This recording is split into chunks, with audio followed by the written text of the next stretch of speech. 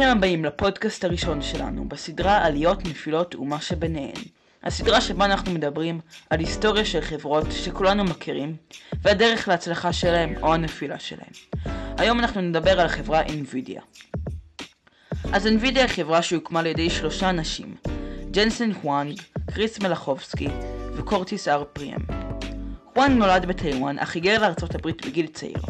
הוא למד באוניברסיטת אורגון סטייט ובסטנפורד, ועבד כדירקטור ב-LSA Logic וכמפתח מעבדים ב-AMD. מלאכובסקי נולד בניו ג'רזי, סיים את לימודיו באוניברסיטת פלורידה ועבד ב-HP ובסאן מייקרוסיסטמס. גם פריאם עבד בסאן מייקרוסיסטמס, שם ייצב את כרטיס ה-GPU הראשון למחשב. שלושתם נפגשו בעבודתם בסאן, ושם החלו להתעניין בעולם הגרפיקה הממוחשבת. הם עזבו והחליטו לייסד חברה משלהם. בתחילת הדרך הם התמודדו עם בעיות רבות. לא היה להם כסף ולא היה להם שם לחברה.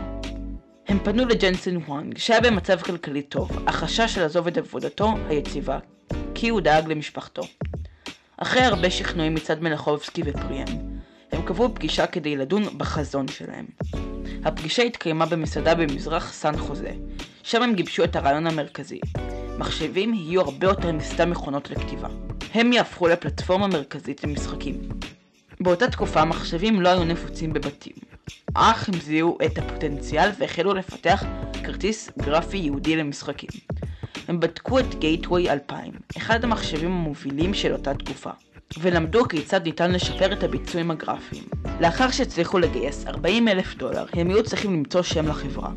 אחרי חיפושים רבים, הם בחרו בשם NVIDIA, מבוסס על המילה הלטינית NVIDIA, שפירושה קנאה. החברה נוסדה רשמית ב-5 באפריל 1993. המוצר הראשון שלהם, NV1, יצא ב-1995, אך היה כישלון מוחלט. הכישלון הזה דווקא עזר להם להבין מה יש לשפר. הפריצה האמיתית הגיעה עם אריבה 128, הכרטיס הראשון שסיפק עיבוד גרפיקה תלת-ממדית במחיר משתלם. הוא נמכר ב1,000,000 יחידות בזמן קצר. לאחריו הגיע האריבה TNT, שניסה להתחרות בוודו 2 של 3DFX. למרות שהתחרות הייתה קשה, הוא עדיין נחשב להצלחה יחסית. ב-22 בינואר 1999, NVIDIA הפכה לחברת ציבורית ונכנסה לבורסה, כלומר אנשים היו יכולים לקנות מניות שלה, מה שאפשר לה לגייס יותר כסף ולזכות בפרסום בארצות הברית. באותה שנה הם השיקו את ה-GeForce 256, שהוגדר רשמית כ-GPU הראשון בהיסטוריה. הוא היה מהפכני כי כלל מאיץ גרפי ייעודי לתוכנות, דבר שלא היה קיים לפני כן. גם מייקרוסופט זיהתה את הפוטנציאל, ולכן ה-GPU של האקסבוקס הראשון התבסס על טכנולוגיית ה-GeForce. בשלב זה NVIDIA החלה לגדול במהירות, ורכשה חברות רבות, בהן MediaQ, Exluna, 3DFX, Hybrid Graphics, Portal Player ו-AGEIA. לאחר מכן הגיעו הדורות המתקדמים היותר של GeForce. סדרת ה-FX 5000 שיצאה ב-2003 הגיעה עם סיפורי ביצועים ב-10% עד 54%.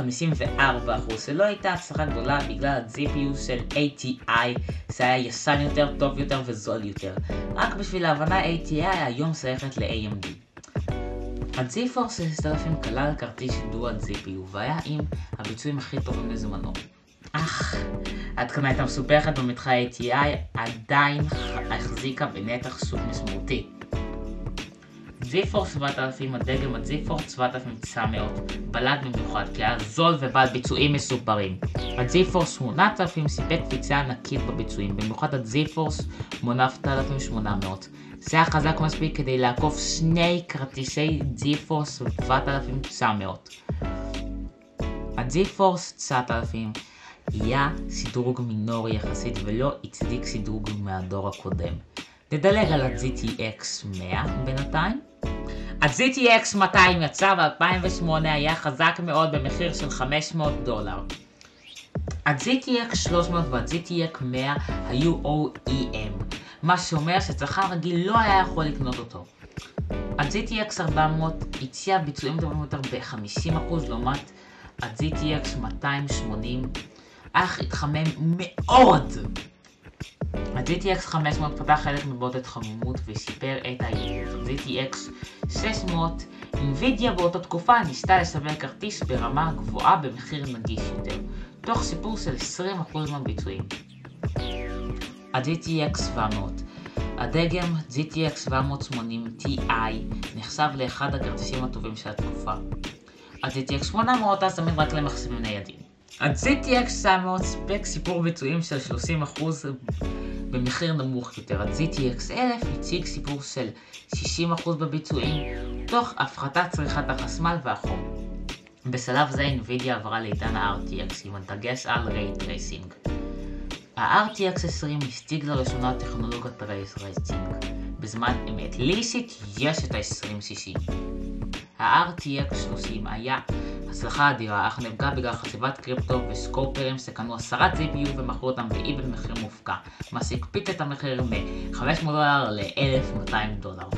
ה-RTX 40 עדיין מציע ביצועים מרשימים במחיר של $1,500 עבור ה-RTX 4090.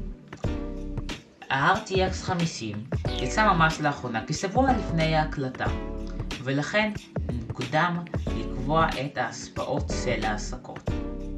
אז NVIDIA החלה כחברה קטנה עם רעיון חדשני, ובזכות החדשנות שלה הפכה למובילה עולמית. ה-GPU שבעבר נחשב לכלי מיועד למשחקים בלבד, משמש כיום גם לבינה מלאכותית, מדע ומכוניות אוטונומיות.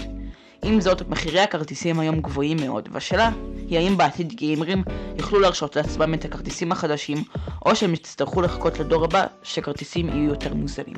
אז תודה שהאזנתם לפרק של עליות, נפילות ומה שביניהם.